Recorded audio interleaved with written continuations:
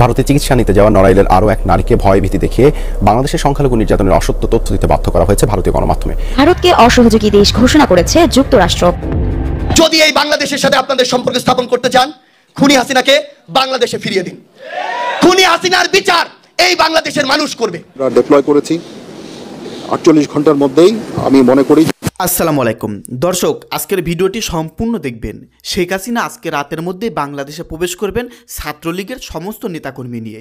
দর্শক শ্রোতা, এমনই ঘোষণা দিয়েছেন নাকি সেনাপ্রধান। সোশ্যাল মিডিয়াতে এই নিউজটি রাতারাতি ভাইরাল। যাই হোক, আজকের ভিডিওটি দেখলে আপনারা প্রমাণ পেয়ে যাবেন শেখ হাসিনা কি বাংলাদেশে প্রবেশ করতে চলেছেন। দর্শক শ্রোতা, বেশি কথা না বাড়িয়ে আমরা ভিডিও ক্লিপে চলে যাই। আপনারা ভিডিওটি সম্পূর্ণ মনোযোগ সহকারে দেখতে থাকুন।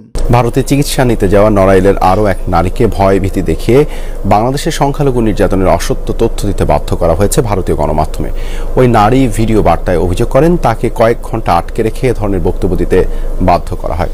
স্থানীয়রা বলছেন, এলাকায় দুই সম্প্রদায়ের মানুষের মাঝে কোনো বিভেদ নেই।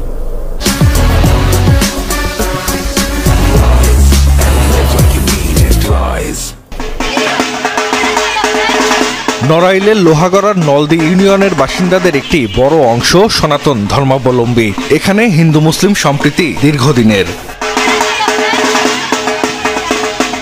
সম্প্রতি ভারতীয় গণমাধ্যমে সেদেশে যাওয়া স্থানীয় সাবেক ইউপি সদস্য উষারানী রায়ের একটি বক্তব্য প্রচার হয়, যা নিয়ে শুরু হয় নানান আলোচনা সমালোচনা। দোকান আছে, মাগুরা টাগুরা দিয়ে এসব দোকান খুলতে পারতেছে না, লুটপাট তো করে নিয়ে গেছে। পরিবার জানায়, চিকিৎসার জন্য গত 7 ডিসেম্বর ভারতে যান উষারানী। সেখানে তাকে 4 ঘন্টা আটকে রেখে ভয়ভীতি দেখিয়ে বাংলাদেশে হিন্দু নির্যাতন নিয়ে গণমাধ্যমে অসত্য তথ্য দিতে বাধ্য করা হয়। ভিডিও বার্তায় বিষয়টি তুলে ধরেন উষারানীও। মিডিয়ারা চারিদিকটা আমারে এই সমস্ত বলাইছে, 4 ঘন্টা রাখিছিল ওখানে ভয়তে পড়ে এইসব কথা বলতে হয়েছিল। একটা সাক্ষাৎ অনুষ্ঠান দিয়েছে, সম্পূর্ণ ভুল তথ্য দিচ্ছে। আমরা খুব সম্মানের সাথে এখানে বসবাস করি, আমরা হিন্দু মুসলমান সব একসঙ্গে থাকি। স্থানীয়রা বলছেন, এই এলাকায় সাম্প্রদায়িক সম্প্রীতি অটুট রয়েছে। সনাতন ধর্মের কাউকে নির্যাতনের কোনো অভিযোগ নেই। আমরা খুবই শান্তিতে আছি, আমরা পূজা অর্চনা করতেছি, সুন্দর পরিবেশে। আমাকে কোনো হুমকিও হয় নাই, দাবড়া দাবড়িও হয় নাই, মারামারিও হয়নি, আমরা শান্তিতে আছি। এখানকার 30 বছর চেয়ারম্যান এই ধরনের কে বাড়ি কোনো অন্যায় অত্যাচার হয়েছে বলে এরকম কোনো প্রমাণ নাই এবং কেউ প্রমাণ দিতেও পারবে না। এলাকায় যেন কোনো অনাকাঙ্ক্ষিত ঘটনা না ঘটে, সেজন্য সতর্ক রয়েছে আইন শৃঙ্খলা বাহিনী। চেয়ারম্যান সহ আমরা ওখানে যাই, যে আইন শৃঙ্খলা ঠিক রাখার জন্য আমরা ওখানে অবস্থান করি এবং লোকজনের সাথে কথা বলি, যাতে কোনোরূপ কোনো অপ্রীতিকর ঘটনা না ঘটে। বর্তমান এলাকার পরিস্থিতি স্বাভাবিক আছে। সাম্প্রদায়িক সম্প্রীতি নষ্টের যে কোনো ষড়যন্ত্র রুখে দিতে সজাগ এলাকাবাসীও। আমরা বিবেকবোধ বেঁচে দেওয়া ওই প্রজন্ম নয়, বিবেকবোধ বেঁচে দেওয়া প্রজন্ম হলে আমার পাশে থাকা বিশ্বের অন্যতম পরাশক্তি ভারতের দালালি করতাম আমরা, কিন্তু আমরা তা করি না, করব না। যদি এই বাংলাদেশের সাথে আপনাদের সম্পর্ক স্থাপন করতে চান, খুনি হাসিনাকে বাংলাদেশে ফিরিয়ে দিন। খুনি হাসিনার বিচার এই বাংলাদেশের মানুষ করবে। আমরা আমাদের জায়গা থেকে স্পষ্ট করে বলেছি, পৃথিবীর যে কোনো দেশের সাথে আমাদের সম্পর্ক হবে সমতার, মর্যাদার। কেউ বিন্দুমাত্র ডমিনেন্স করার চেষ্টা করলে তার সাথে চোখ রাঙিয়ে কথা হবে, বুলেটের সামনে বুক পেতে দেওয়া হবে।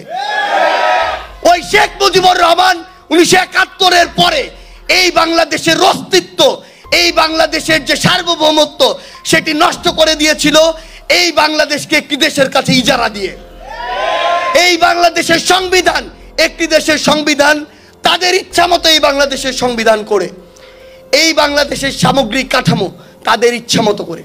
এই বাংলাদেশে বিগত 16 বছরে খুনি হাসিনা নির্লজ্জের মতো এই বাংলাদেশকে উপস্থিত থেকে বলে সে নাকি ভারতকে যা দিয়েছে ভারত সারা জীবন মনে রাখবে।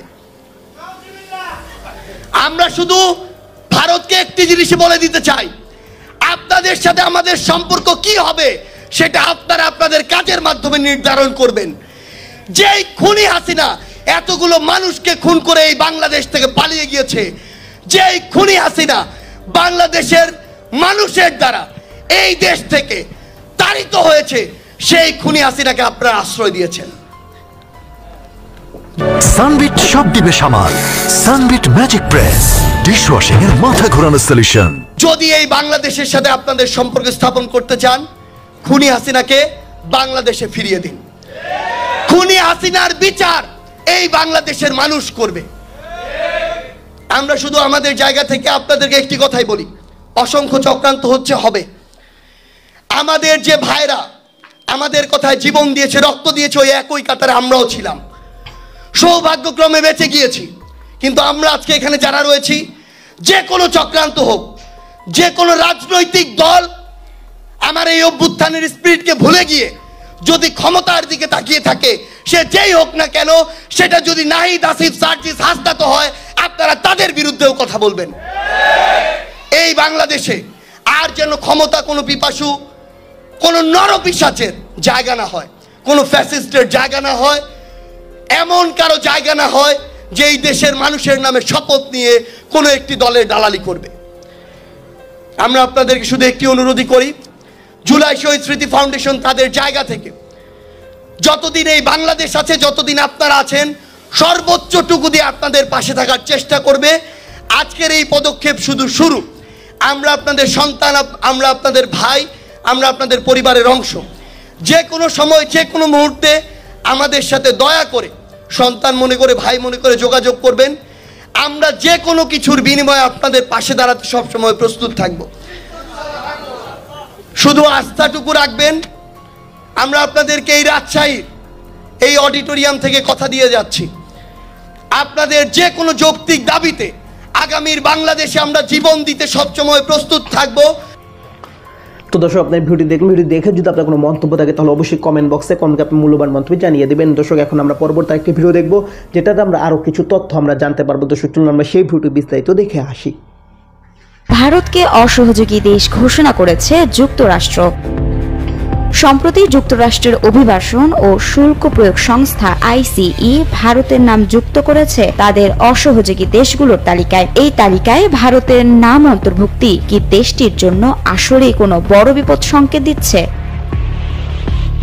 এই তালিকায় আরও রয়েছে Bhutan, Cuba, Iran, Pakistan, Russia এবং ভেনেজুয়েলা। যুক্তরাষ্ট্রের মতে এই দেশগুলো তাদের নাগরিকদের প্রত্যর্পণ প্রক্রিয়ায় যথাযথ সহযোগিতা করছে না। আইসির পক্ষ থেকে বলা হয়েছে, এসব দেশ সাক্ষাৎকার গ্রহণ, সময়মতো ভ্রমণ নথি ইস্যু এবং নির্ধারিত ফ্লাইটে নাগরিকদের ফেরত নিতে প্রয়োজনীয় সহযোগিতা দিতে ব্যর্থ হয়েছে। এর ফলে এই দেশগুলোর সঙ্গে যুক্তরাষ্ট্রের অভিবাসন সম্পর্কে জটিলতা বাড়ছে। আইসিই জানিয়েছে, যুক্তরাষ্ট্র থেকে প্রায় 14,50,000 অবৈধ অভিবাসীকে বিতাড়িত করার পরিকল্পনা রয়েছে, যাদের মধ্যে 18,000ই ভারতীয় নাগরিক। সাম্প্রতিক বছরগুলোতে প্রায় 90,000 ভারতীয়কে যুক্তরাষ্ট্রে অবৈধভাবে প্রবেশের চেষ্টা করার সময় আটক করা হয়েছে। বিশেষ করে পাঞ্জাব, গুজরাট এবং অন্ধ্রপ্রদেশের বাসিন্দারা এই প্রবণতার শীর্ষে রয়েছেন। ভারতীয়রা অনেকেই তাদের অবস্থান বৈধ করার চেষ্টা করলেও এই প্রক্রিয়া দীর্ঘ এবং সময় সাপেক্ষ।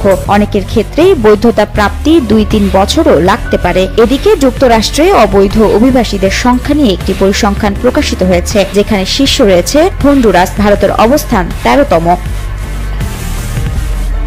বসুন্ধরা টিস্যুতে ছাড়ের ছড়াছড়ি। বসুন্ধরা টিস্যু নিয়ে এলো নিশ্চিত ছাড়।